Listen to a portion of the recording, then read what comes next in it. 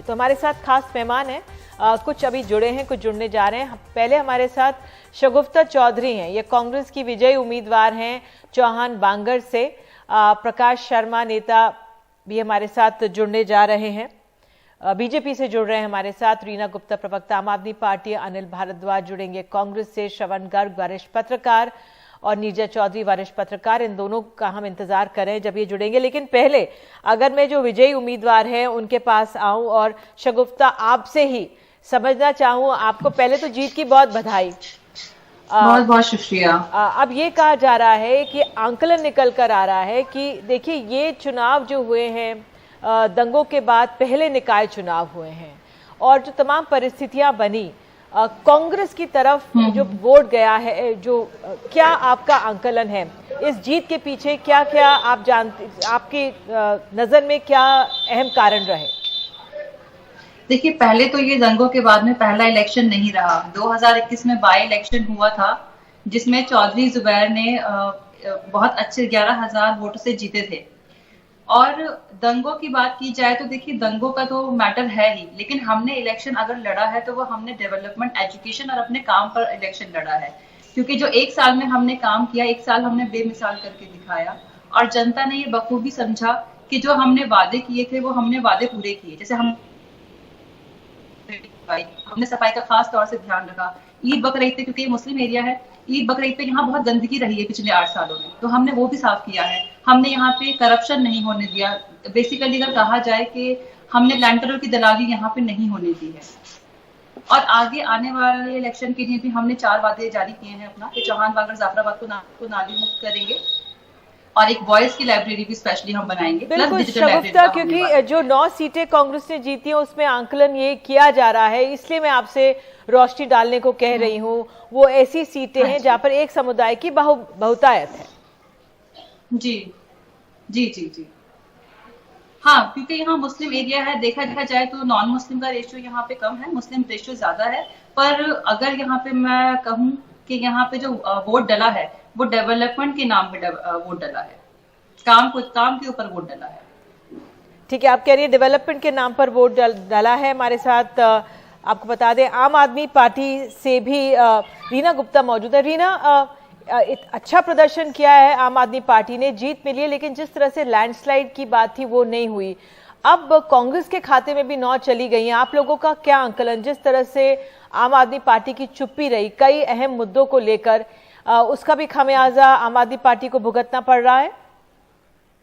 निधि जी, पहले तो मैं दिल्ली की जनता का तहे दिल से शुक्रिया अदा करना चाहूंगी कि उन्होंने दिल्ली में एक स्वच्छ ईमानदार सरकार को वोट दिया और भारतीय जनता पार्टी ने जो कोशिश करी, ईडी, सीबीआई, एलजी सबको यूज करने की कोशिश करी।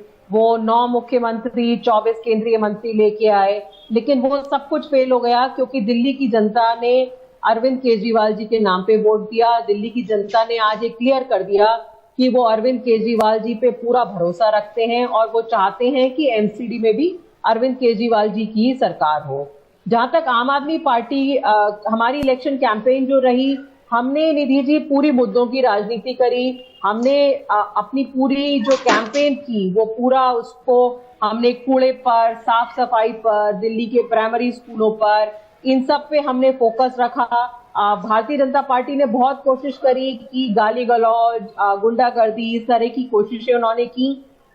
लेकिन आज जैसा कि हमारे नेता श्री अरविंद केजरीवाल जी ने भी कहा कि जिन्होंने हमें वोट दिया, जिन्होंने हमें वोट नहीं भी दिया, उन सब के लिए हम काम करेंगे और आने वाले दिनों में हम दिल्ली को एकदम बढ़िया वर्ल्ड क्लास सिटी बनाएंगे। जैसा कि आप जानती हैं कि इस बार G20 की प्रेसिडेंसी भी इंडिया के पास है, तो दिल्ली एक तरीके से गेटवे टू इंडिया होता है और बहुत से देश विदेश से लोग आने वाले हैं और ये बहुत अच्छा मौका है हमारे पास कि हम दिल्ली को एकदम अच्छे से एक वर्ल्ड क्लास सिटी बना पाएं। बिल्कुल, और यही हमारी कोशिश रहेगी निधि जी। लेकिन मैं आपके चैनल के माध्यम से ये भी कहना चाहूंगी कि भारतीय जनता पार्टी जो जगह जगह कह रही है कि मेयर तो हमारा ही होगा और एक तरीके से ये सीधे सीधे धमकी दे रहे हैं ऑपरेशन लोटस करने की, कि पार्षदों को खरीद फरोख्त करने की ये धमकी दे रहे हैं, जैसा कि पूरे देश में ये करते आ रहे हैं। बिल्कुल रीना, यही एक पहलू है, ये भी एक पहलू है जिसको हम आगे बढ़ाते हैं चर्चा में। प्रकाश शर्मा, आपसे, आपने सुना रीना गुप्ता क्या कह रही हैं आम आदमी पार्टी की, एक तरह से धमकी है जो ट्वीट आया है, क्या कहेंगे आप इस पे? निधि जी, दिल बहलाने के लिए गालिब ख्याल अच्छा है। देखिए, अभी पूरा डेटा एनालाइज करने की बात है। ये पार्टी एग्जिस्टेंस में आई 2013 के इलेक्शन में, जहां इन्होंने 29% वोट मिला, इनको एमएलए के चुनाव थे। 2014 में हुआ, इनको 32% वोट मिला। 2015 में ये 54% पहुंचा। और उसके बाद अगर लगातार देखें, जैसे 2019 और आप 20 की बात करें, 22 की बात करें, इनका वोट परसेंटेज लगातार घटा है। जहां तक भारतीय जनता पार्टी की वोट का सवाल है, वो एक कंसिस्टेंस अपने वोट बैंक को मजबूत कर रहे हैं, उसको मेंटेन कर रहे हैं। मोदी जी के आने के बाद में लोकतंत्र मजबूत हुआ है, और लोकतंत्र को मजबूत करने के लिए हम बराबर काम कर रहे हैं। इनका पूरा ध्यान करप्शन पे रहता है, इनका पूरा ध्यान हिंसा पे रहता है, इनका पूरा ध्यान झूठ फरेब में है, जो जनता जान चुकी है। और 2 इलेक्शन की डेटा जो आप अपने सामने से पेश कर रहे थे कि 2017 से लेकर 2022 में इनकी क्या पोजीशन है, और 2020 में ये चुनाव जीत के आए हैं। ये अगर 2020 में 62 सीटें इन्होंने जीती हैं, 53% जनता इनके साथ में थी, आज 42% जनता साथ में है, तो ये डिक्लाइन क्यों आया है? सवाल ये है, एक राज करना अलग बात है और लोगों को संभालना अलग बात है, और इतने कम समय में इतना फ्लक्चुएशन बिल्कुल ये सभी दलों पर लागू होता है कि वोट मिला। और सही बात कह रहे हैं आपको, बीजेपी ने वाकई में ये एक पहलू है जिसको हम सामने रख रहे हैं, भले सीटें कम आई हो, लेकिन बीजेपी का पिछली बार के चुनावों से वोट शेयर ज्यादा बढ़ा है। श्रवण गर्ग हमारे साथ जुड़ गए हैं। श्रवण जी, जो ये चुनाव है, मैं आपसे समझना ये चाहूंगी कि इनके क्या मायने। आम आदमी पार्टी 15 साल से जो सत्ता में थी बीजेपी, उससे बागडोर एमसीडी की ले लेती है। आपका क्या आंकलन, इनका क्या असर, और इन नतीजों को पहले तो आप कैसे देख रहे हैं? देखिए, मैं इसको नेशनल पर्सपेक्टिव में देखना चाहता हूं कि ये आम आदमी पार्टी अगर विधानसभा में है तो ये उसके लिए भी रेफरेंडम है कि वो विधानसभा में, जैसे मान लीजिए कि पिछले 2 सालों से इसका सत्र चल रहा है, जो नई सरकार चल रही है, ये उसकी भी पुष्टि करता है कि आप ठीक काम कर रहे हैं। और दूसरा ये कि 15 साल से एक पार्टी सरकार में है, वो अपनी एंटी इनकम्बेंसी को गुजरात में तो बचा लेती है, या बचाने की एग्जिट पोल में संभावनाएं बताई जा रही हैं, पर अपनी ठीक नाक के नीचे जहां की पूरी ताकत लगाई इन लोगों ने, वहां एंटी इनकम्बेंसी को बचा नहीं पा रहे। हमारे जो साथी हैं बीजेपी के, वो बता रहे हैं कि किस तरह से आपका वोट शेयर कम हुआ है। वो ये नहीं बता पा रहे हैं कि जो भारतीय जनता पार्टी वो सत्ता से बाहर क्यों हो गई, और इससे लोकतंत्र कैसे मजबूत हो गया। आपके सत्ता में बाहर जाने से लोकतंत्र कैसे मजबूत हो गया। लोगों का तो जो मैंडेट है वो ये है कि आपके रहते हुए लोकतंत्र था नहीं, इसलिए आपको सत्ता से हटाया गया। और दूसरा ये कि एग्जिट पोल से कोई बहुत ज्यादा इसमें फर्क नहीं है। 149 के करीब बता रहे थे एग्जिट पोल में, 149 के करीब से 171 बता रहे थे, तो वो 134 कोई बहुत खराब चीज नहीं है। अब असेंबली में भी आम आदमी पार्टी है, और म्युनिसिपल कॉर्पोरेशन में भी आम आदमी पार्टी है। भारतीय जनता पार्टी की चिंता ये होनी चाहिए कि जो 1 साल बाद पार्लियामेंट के इलेक्शन होने वाले हैं, उसमें क्या होगा। अगर पार्लियामेंट की भी सारी सीटें चली जाती है, 7 सीटें चली जाती हैं, तो ये मतलब भारतीय जनता पार्टी के लिए कोई देश केवल गुजरात तक तो सीमित नहीं है कि आप गुजरात में रोड शो करके और तमाम चीजें करके अपनी सरकार को बचा लेते हैं वहां, और आप अपने जहां बैठे हैं, जहां 24 घंटे रहते हैं, जहां होम मिनिस्टर से लगाकर डिफेंस मिनिस्टर और पार्टी अध्यक्ष और तमाम मिनिस्टर्स और तमाम एमपीज लग जाते हैं एक एक वार्ड में, वहां सरकार नहीं बचा पाते। तो ये देश के लिए तो एक संदेश है कि आप देखिए, आप ये अहम बात आपने कही है कि देश के लिए संदेश है, देश की राजनीति के लिए एक संदेश है। और इन्हीं जीत के बाद एक अहम पहलू, जो तमाम पहलू हम डिस्कस कर रहे हैं, वो ये कि अमित मालवीय का जो ट्वीट आया है, अब मेयर को लेकर चर्चा हो रही है। उनका एक तरफ से जो एक संकेत माना जा रहा है, उस पर एक तरह से खलबली, क्योंकि जिसकी ज्यादा बहुतायत है उनका मेयर होना चाहिए। अब क्या मेयर किसी और पार्टी का हो सकता है? हमारे सहयोगी अखिलेश शर्मा हमारे साथ मौजूद हैं।